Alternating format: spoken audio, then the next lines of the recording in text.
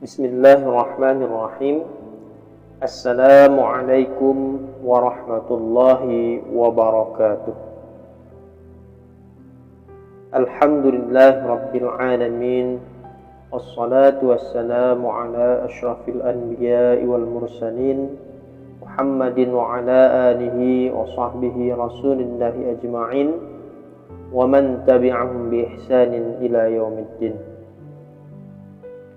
Sahabat sekalian yang dirahmati Allah Subhanahu wa ta'ala, dimanapun Anda berada, semoga tetap sehat dan senantiasa berada dalam lindungannya. Kematian adalah suatu keniscayaan yang tidak dapat kita hindari. Sebagaimana Al-Quran menyatakan, kullu nafsin dha'iqatul maut. Setiap yang bernyawa akan merasakan kematian. Quran Surah Ali Imran ayat 185. Dalam ayat lain juga dinyatakan, kullu nafsin dha'iqatul maut, thumma ilaina turja'un. Setiap yang bernyawa akan merasakan mati, kemudian hanya kepada kami kamu dikembalikan. Quran Surah Al-Ankabut ayat 57. Ayat-ayat di atas menegaskan bahwa tidak ada seorang pun yang dapat menghindar dari kematian. Jika sudah sampai ajalnya, sedetik pun tak dapat dimajukan ataupun dimundurkan. Kematian mengingatkan kita bahwa kehidupan dunia hanya bersifat sementara. Dunia yang kita tempati sekarang ini kelak akan kita tinggalkan. Oleh sebab itu, jangan sampai kita meninggalkan jejak-jejak yang tidak membawa sedikit pun manfaat untuk kehidupan kita setelah mati. Maka, kesempatan hidup yang diberikan oleh Allah Subhanahu wa ta'ala ini kita pergunakan dengan sebaik-baiknya untuk memperbanyak amal saleh. Amal saleh inilah yang akan menjadi teman setia kita saat meninggal dunia. Sahabat sekalian yang dirahmati Allah Subhanahu wa ta'ala, dalam satu kesempatan Buya Hamka pernah menuturkan, dalam umur yang sekian pendeknya kita lalui di dunia, ia bisa kita panjangkan. Dengan apa? Dengan sebutan, dengan amal, dengan bekas tangan, dengan iman dan amal soleh. Sebelum engkau mati, peliharalah sebutan dirimu yang akan dikenang orang dari dirimu. Karena kenangan atas ketika hidup yang dulu itu adalah umur yang kedua kali bagi manusia. Dari nasihat Buya Hamka itu, kita dapat memahami bahwa kebermaknaan hidup itu terletak pada jejak-jejak hidup yang ditinggalkan. Jika meninggalkan jejak-jejak yang buruk, maka sulit bagi orang untuk mengenang hidup kita. Bahkan adanya kita pun tidak dianggap sebagai ada. Tapi jika meninggalkan jejak-jejak yang baik, maka kita akan selalu dikenang meskipun jasad telah hancur di kandung tanah.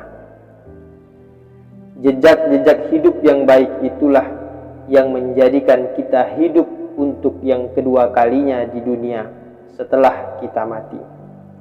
Inilah yang disebut dengan amal jariyah, amal yang terus mengalir kebaikan-kebaikannya untuk kita. Dalam hadis Nabi Muhammad SAW yang selalu kita dengar disebutkan bahwa apabila anak Adam atau manusia meninggal dunia, maka putuslah amalnya kecuali dari 3, yaitu sedekah jariyah, ilmu yang bermanfaat, dan anak saleh yang mendoakan orang tuanya.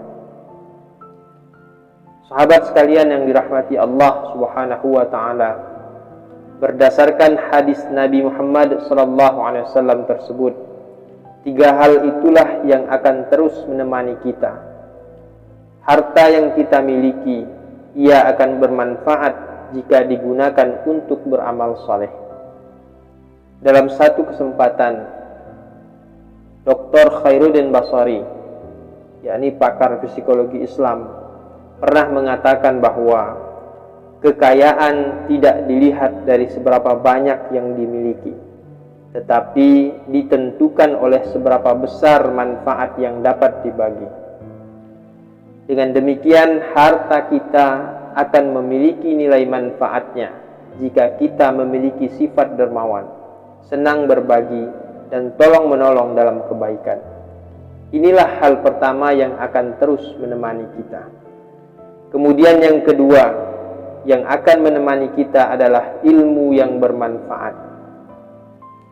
Sayyidina Ali bin Abi Thalib pernah berkata, "Kejarlah ilmu, karena dengan ilmu Anda dapat hidup selama-lamanya.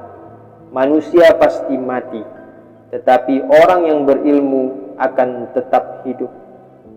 Oleh sebab itu, Islam sangat menganjurkan kepada kita supaya giat dan bersungguh-sungguh dalam menuntut ilmu, karena ilmu akan membawa kemanfaatan bagi diri kita dan juga bagi orang lain. Dan yang ketiga, amal yang terus mengalir adalah doa anak yang saleh. Anak adalah aset berharga bagi para orang tua. Anak adalah amanah yang dititipkan oleh Allah Subhanahu wa Ta'ala kepada para orang tua. Oleh sebab itu, ia harus dijaga, dirawat, dan dididik dengan sebaik-baiknya sehingga menjadi anak yang saleh, atau dalam Al-Quran disebut dengan istilah qurrata a'yun, yaitu anak yang menjadi penyejuk dan penyenang hati orang tuanya. Sebagaimana doa yang selalu kita panjatkan, Rabbana hablana min azwajina wa dzurriyyatina qurrata a'yunin waj'alna lil muttaqina imama. Ya Tuhan kami, anugerahkanlah kepada kami istri-istri kami dan keturunan kami sebagai penyenang hati kami, dan jadikanlah kami imam bagi orang-orang yang bertakwa. Quran Surah Al-Furqan ayat 74. Anak-anak yang salih dan salehah inilah yang menjadi dambaan para orang tua. Merekalah kelak yang diharap-harapkan doanya ketika orang tuanya meninggal dunia. Doa anak salih dan salihah akan memberikan manfaat untuk kedua orang tuanya. Oleh sebab itu, penting bagi orang tua memperhatikan pendidikan anak, membentuk karakter dan akhlak mereka agar tumbuh menjadi pribadi yang saleh dan salehah. Sahabat sekalian yang dirahmati Allah Subhanahu wa Ta'ala, demikian yang dapat saya sampaikan, semoga bermanfaat. Billahi fi sabilil haq fastabiqul khairat. Wassalamualaikum warahmatullahi wabarakatuh.